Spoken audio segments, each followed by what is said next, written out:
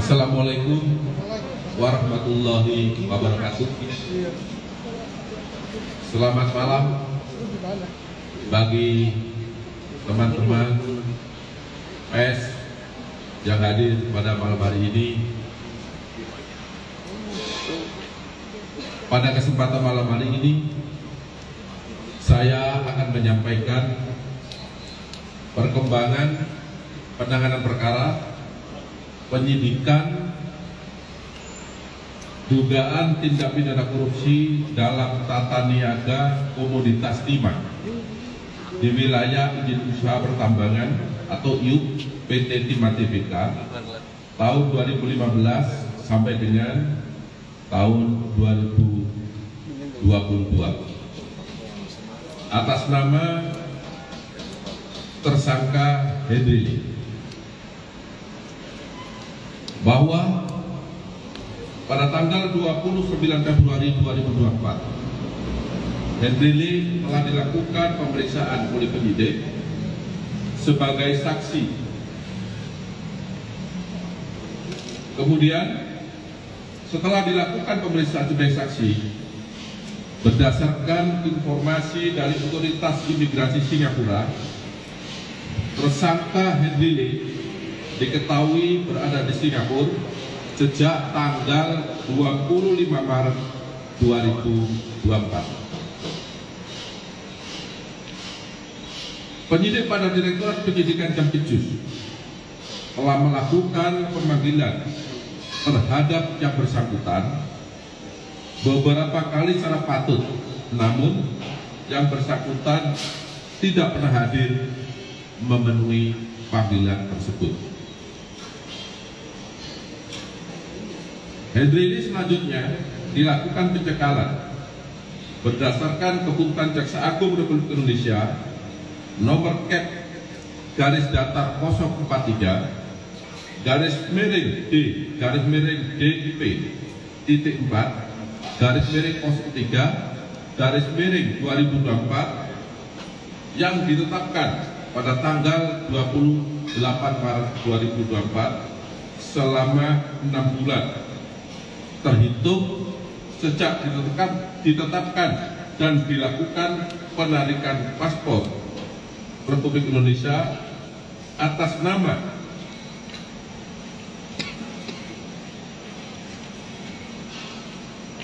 Hendri berdasarkan surat Direktur Pengawasan dan Penindakan Keimigrasian nomor IMI.5 garis datar GF titik 03 titik 4 garis datar 200 tanggal 28 Maret 2024. Jadi selain dilakukan pencekalan terhadap Hendri, juga dilakukan permohonan untuk pencabutan paspor ke imigrasi.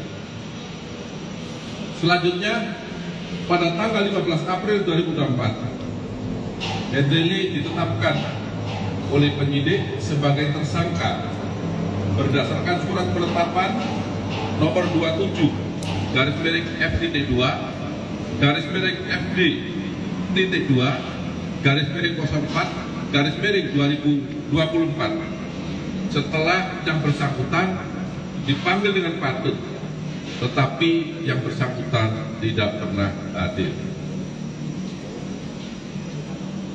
Bahwa pada hari ini Senin 18 November 2024 atas kerjasama Direktorat Penyidikan pada Jampitsus dengan jajaran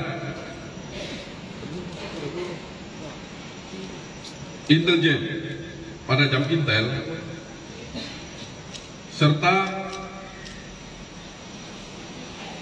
atase Kejaksaan Republik Indonesia pada Kedutaan Besar Republik Indonesia di Singapura telah melakukan penangkapan terhadap tersangka Hendri Lee di Bandara Udara Soekarno-Hatta pada saat yang bersangkutan tiba dari Singapura di Terminal 2F.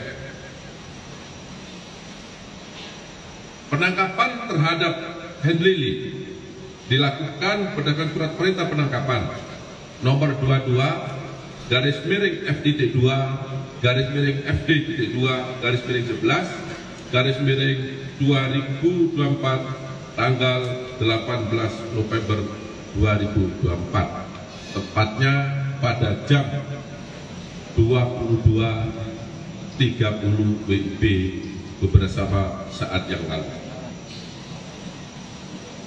Selanjutnya tersangka Hendrile akan dibawa ke gedung Menara Kartika untuk dilakukan pemeriksaan sebagai tersangka.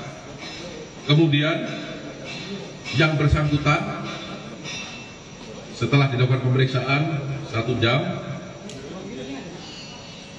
dilakukan penahanan selama 20 hari ke depan di Rutan Salimbah Cabang Kejaksaan Negeri Jakarta Selatan berdasarkan surat perintah penahanan nomor 54-FD2/11/2024 tanggal 18 November 2024.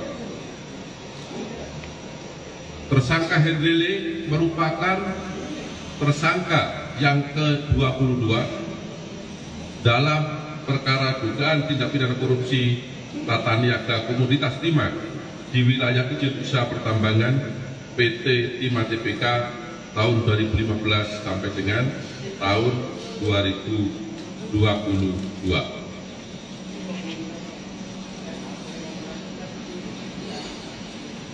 Adapun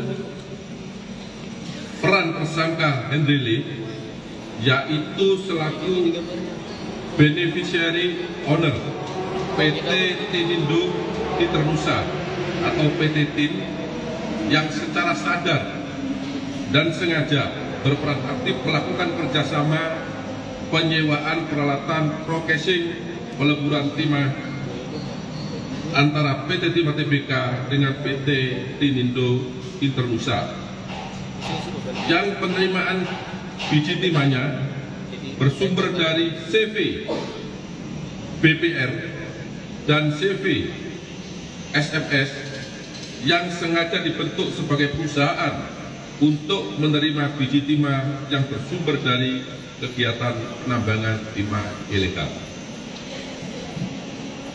Akibat perbuatan yang dilakukan oleh tersangka Hendrile bersama-sama 20 tersangka lainnya yang saat ini dalam proses persidangan, negara dirugikan sebesar 300 triliun 3.240.740.131 rupiah,14 sen.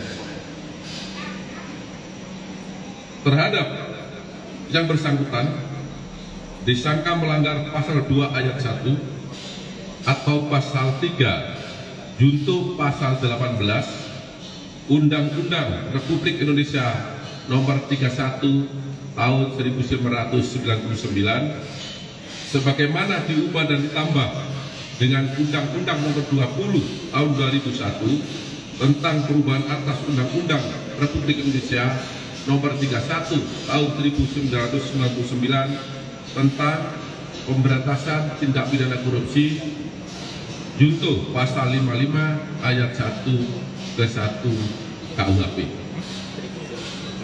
Demikian informasi perkembangan perkara pada malam hari ini. Saya sampaikan apabila ada kata-kata yang kurang berkenan, saya mohon maaf. Wabillahi taufiq wal hidayah. Wassalamualaikum warahmatullahi wabarakatuh. Waalaikumsalam. Baik teman-teman, sudah kita dengarkan sendiri penjelasan perkembangan penyidikan langsung dari Pak Dirdik. Saat ini saya persilakan kepada teman-teman media yang akan mengajukan pertanyaan satu-satu dijawab. Silakan. Ya, silakan. Dari mana, Mas? Wahyu dari Radio Merdeka, Pak. Baik, Mas Wahyu, silakan. Ini jarang-jarang nih yang khusus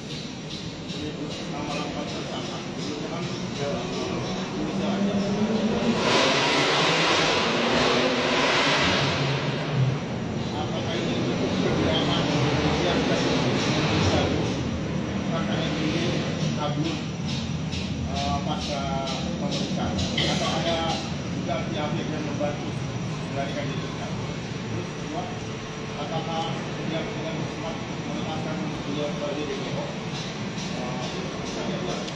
Keperluannya dia pulang ke tanah air setelah kabur sejahtera kan kalau pihak PLH sebelumnya kan menyatakan sakit. Ya. Apakah benar?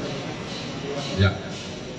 Jadi perkara ini sudah dilakukan persidangan dan terbuka untuk umum. Ya, teman-teman jurnalis sudah tahu semua siapa saja pelaku di sana. Jadi saya rasa tidak perlu ada yang dirahasiakan tanpa saya sampaikan, teman-teman sudah tahu. Tuh.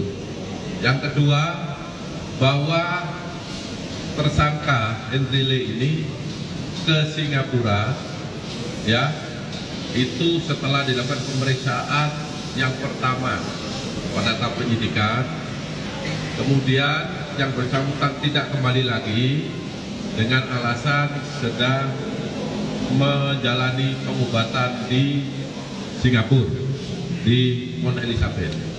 Nah, itu. Jadi itu jawabannya.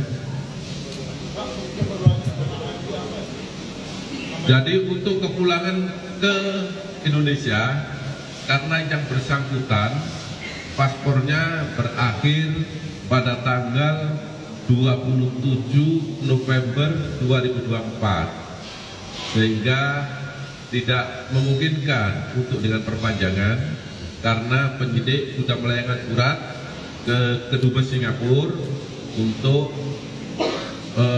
melalui imigrasi untuk melakukan penarikan terhadap paspor yang bersangkutan. Itu.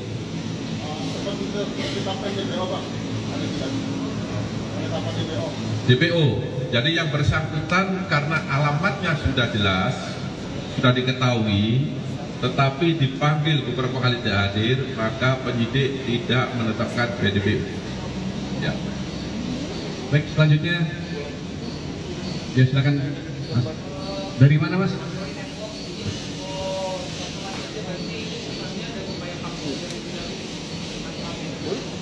Ya, terhadap Henry Lee sudah kita monitor keberadaannya dari penyidik, kemudian dari tim Siri Intelijen dan juga perwakilan atas kejaksaan di Singapura.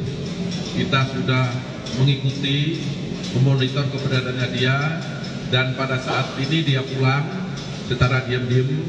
Kita lakukan penangkapan di bandara. Ya. Selanjutnya dari sisi kanan saya mungkin. Ya baik, dari TV One, silakan. Tersangkanya apa benar? Bisa lebih keras lagi sedikit, Pak. Tersangkanya apa benar? Ada indikasi. Saya Zeki dari TV One. Ini kan tersangkanya kan kakak beradik Pandili dan juga Hendri. Ada indikasi namun yang ditemukan oleh tim penyidik aliran dananya mungkin dari akan teraliri juga dengan perusahaan lainnya, mungkin salah satunya maskapai. Dan mungkin anggota keluarga lainnya apakah sudah diperiksa juga seperti itu? Terima kasih.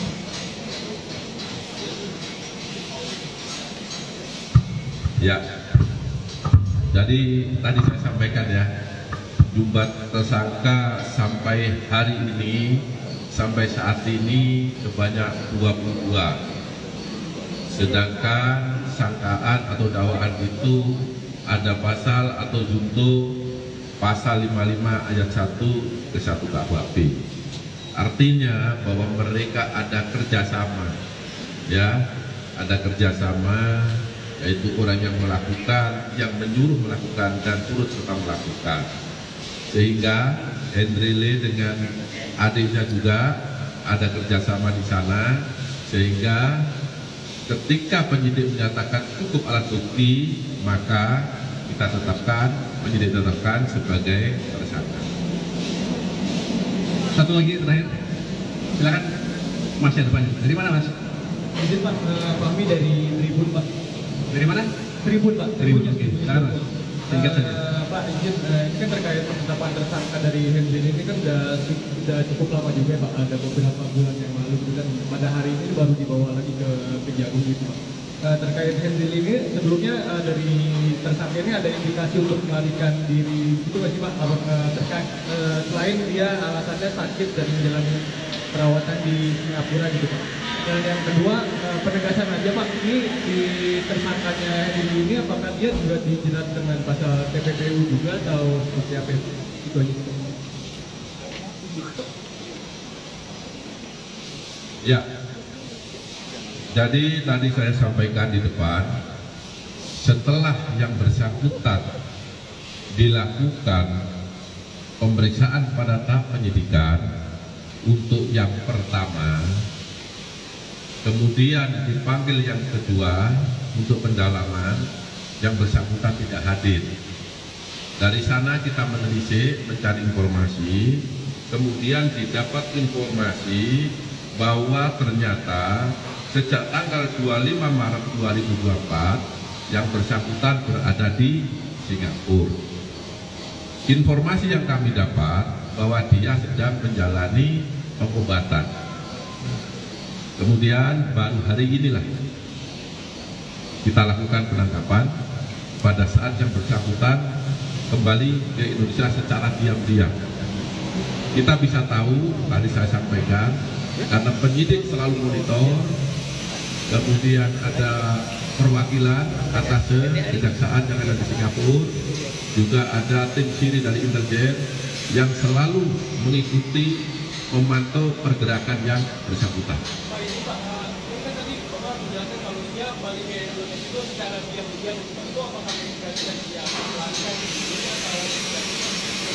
Iya, yang pasti secara diam-diam dengan harapan, dengan maksud ya menghindari petugas.